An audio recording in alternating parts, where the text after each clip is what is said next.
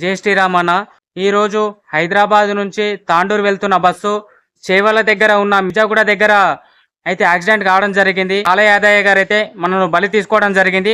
ఒక్కసారి ఎంతమంది బలైపోయారనేది ఒకసారి ఈ వీడియోలో చూడండి. అన్నీ ముందుగా రాసే ఉంటాడు ఆపై వాడు, ఈడ ఎవ్వడు లేడు జరగాల్సింది ఆపేవాడు. ఏ గుండెకు ఎవ్వరు సవ్వాడో ఆర్టీసీ బస్సును ట్రిప్పర్ లారీ ఢీకొనడం జరిగింది.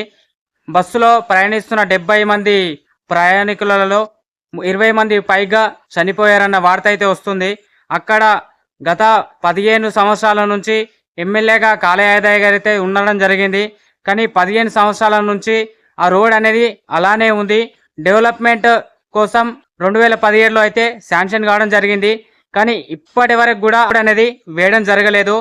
ఈ కాళయ్య యాదయ్య గారికి అయితే అసలు సిగ్గు శరం లేదు. 15 సంవత్సరాల నుంచి గెలిపిస్తూ ఉంటే ఒక్కసారి కూడా ఆ రోడ్ వైపు కూడా కన్నెత్తి చూడలేదు. ఇలాంటి నాయకులను గెలిపించుకున్నామంటే మనం ఇలాగే పూటకొకడు పోతూనే ఉంటాడు.